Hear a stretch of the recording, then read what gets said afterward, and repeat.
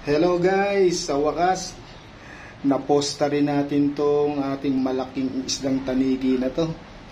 Ayan mga lods, malinis na. Oh. Tanggal na natin ang hasang. Sarap nito, isisigang na natin mga lods. Ready na. Sa wakas, nadali tayo ng isang kutsilyo. Naputol ang ating isang... Ayan, linis na mga lodi. Ganda. Laki. Kaya lutuin na natin to. Sariwang sariwa mga lods. Oh.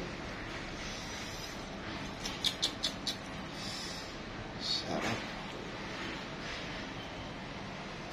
So yan mga lodi, ang istorya dito sa ating malaking ulo ng tanigi. Tayo ay naputulan ng isang kutsilyo.